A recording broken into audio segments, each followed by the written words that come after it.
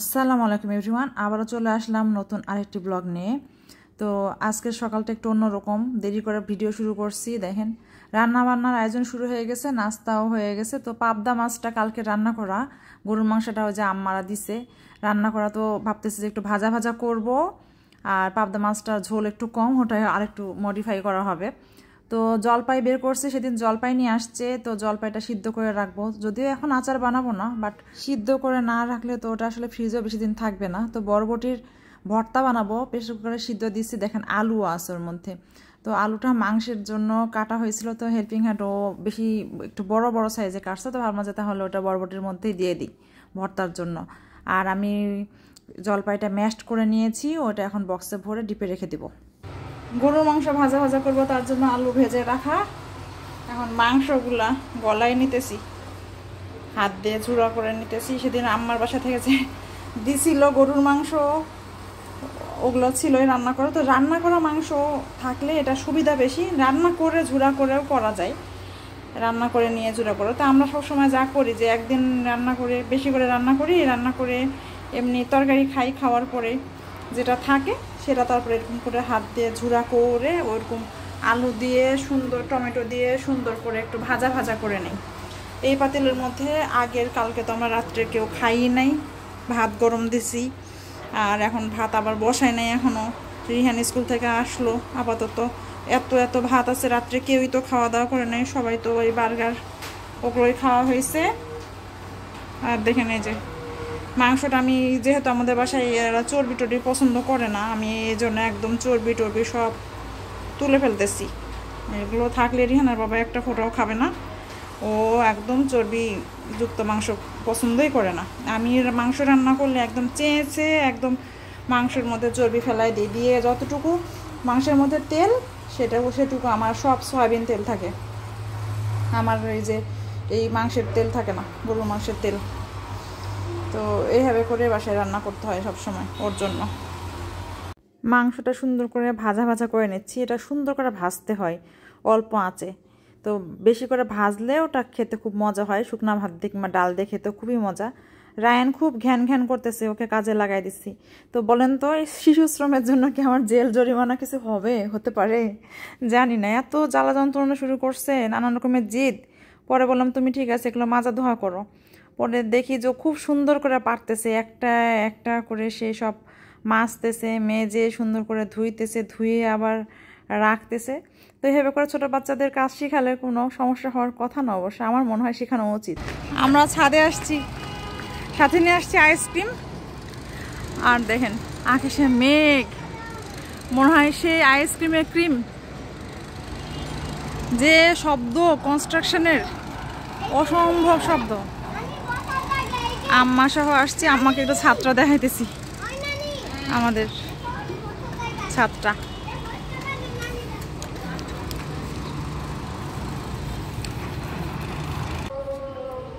মেঘ কেমন না, লেজার এত দূর যাবে নাকি?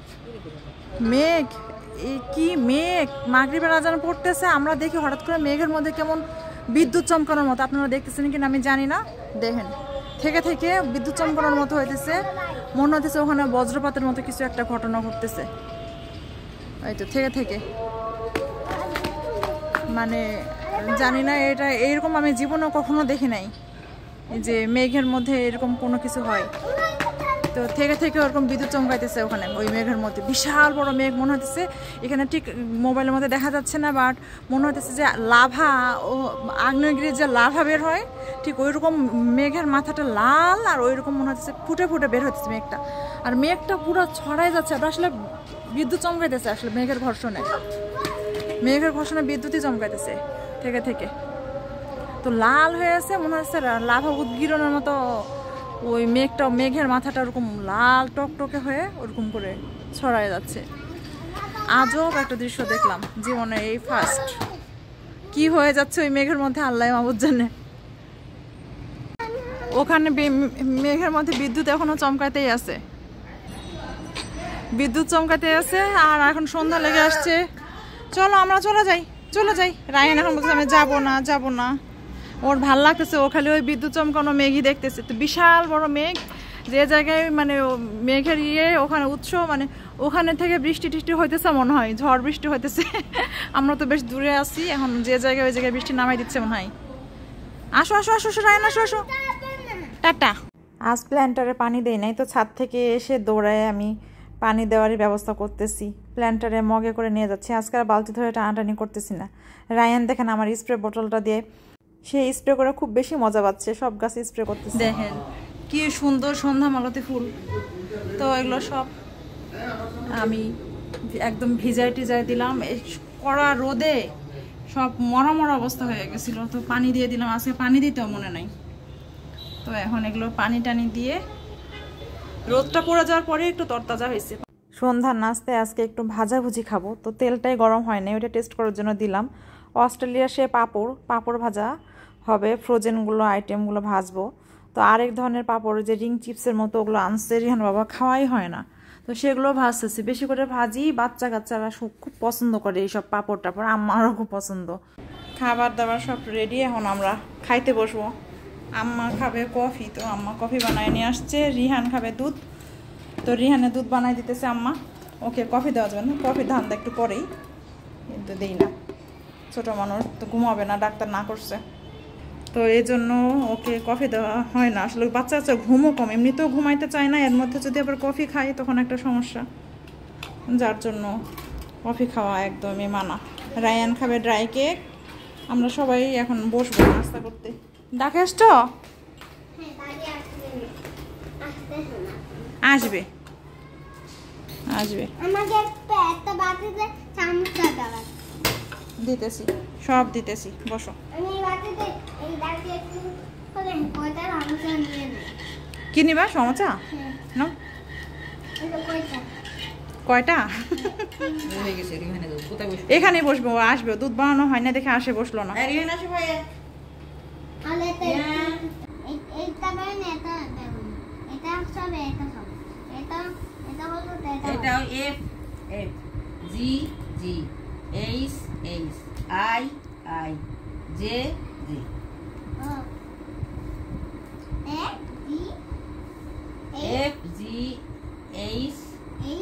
আম্মা রায়ানকে পড়তে বসেছে, তো আম্মা ছোটবেলায় আমাদের এইভাবে করে পড়তে বসাতো। আর আম্মা কিন্তু স্কুলের টিচার ছিলেন, সো ওই স্কুলে আমাদেরও পড়ার সৌভাগ্য হয়েছে, তো আমাদেরও টিচার আম্মা। তো যাই হোক, খুব মজা লাগলো রায়ানের সবকিছু মানে এক্সপ্রেশনগুলো দেখে। ও নানির কাছে পড়তেছে, ভালো লাগলো বেশ। সন্ধ্যাবেলা যে মেঘ চমকাইতেছিল, মেঘের মধ্যে বিদ্যুৎ চমকাইতেছিল, তো দেখেন বাইরে হইতেছে ঝির ঝির করে বৃষ্টি। বাইরের বৃষ্টি দেখেন, তো এটা হলো রাস্তা ভিজবে কিনা ভালো মতো শিওর নয়, এমনটাই বৃষ্টি হইতেছে। তো রিয়ান বাবা এখন অফিস থেকে আসে না, এত কাজের চাপ। এখন সে আবার বলতেছে কালকে গাড়িটা ধোয়াইলাম, আর আজকে বৃষ্টিটা হওয়া কি খুব দরকার ছিল। তো যাই হোক, আমি বললাম কি তুমি আর কি করবা, বৃষ্টি হইতেছে, গাড়ি ভিজলে কি করবা, একটা গাড়ির মাথায় ছাতা দিয়ে নিয়ে আসো। তো ছাতা দিয়ে আনতে হবে গাড়ি, না হলে বৃষ্টিতে ভিজে যাবে, তাই না? দেখা। হ্যাঁ, আরেকজন দেখেন ঝুলতেছে গ্রিল ধরে। আজকেও আইসক্রিম আনছিল, দেখেন এই বক্স ভরে, সেটা ফ্রিজে রাখা হয়েছে। আর চিনি শেষ হয়ে গেছে, আজকে আমি তো জলপাইয়ের আচার ভাবছিলাম বানাই ফেলবো, তারপরে আমি ওটা আবার ডিপে রেখে দিলাম। চিনি দেখলাম চিনি কম, তো পরে আজকে আবার সব বাজার করা হয়েছিল এই সপ্তাহে, সব বাজার তো আমরা করি, কিন্তু চিনিটার কথা আমার লিস্টে লিখতে একদম মনেই নাই। এই হলো অবস্থা। দেখি ফ্রিজে কি কি আইসক্রিম আনছে। ওরে খাইছে, দেখেন কোন আইসক্রিম, সব কোন আইসক্রিম।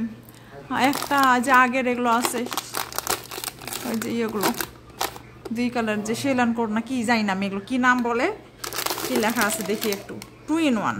যাই হোক, এগুলো আগেরগুলো আছে। ও ললিও তো আছে, ললিও আনছে, গ্রিন ললি। কোন খাবা? নাও খাও। আচ্ছা দেখি ফ্রিজটা লাগাই দিই।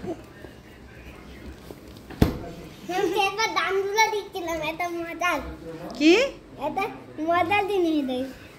মজার জিনিস দেখতেছিলাম? অন্য খেলে আসো আমরা সব, বলে কার্টুন দেখবো বলে। বাইরে যে বৃষ্টি হইতেছে, অলি পুরা দৌড়াদৌড়ি, সে খবর পেয়ে গেছে যে বৃষ্টি হচ্ছে, একবার জানালার দিকে যায়, একবার কোথায় যায়, কোথায় বৃষ্টি দেখবে সে বুঝে পাচ্ছে না। পরে এখানে এসে বসছে, বসে বাইরে দিয়ে বৃষ্টি দেখতেছে, তাই না? কে বৃষ্টি হইতেছে? বৃষ্টি হইতেছে, খালি দৌড়াদৌড়ি করতেছে। এখানে এসে বসছো তুমি আবার? তোমার লক্ষণ খুবই ভালো না, তুমি এগুলো করতে করতে কামড় দাও।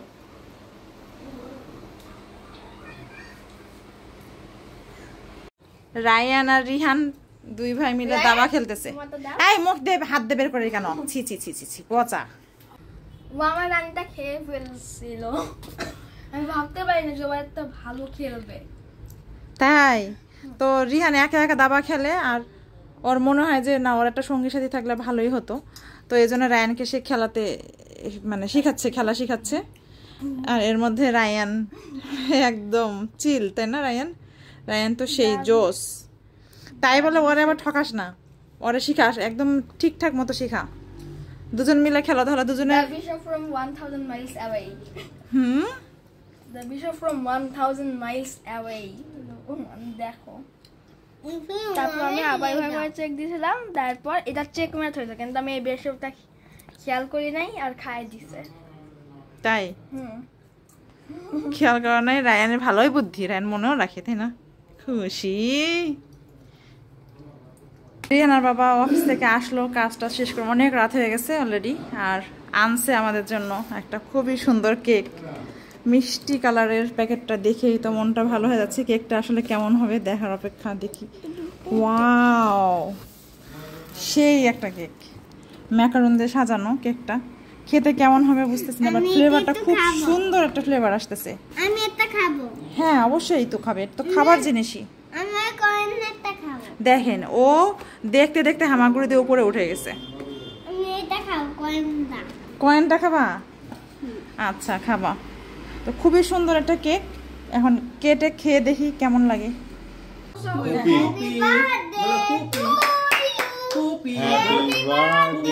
ডিয়ার পুপি বলো। Happy birthday to you. Ryan কি সুন্দর গান গাইলো, হাততালি।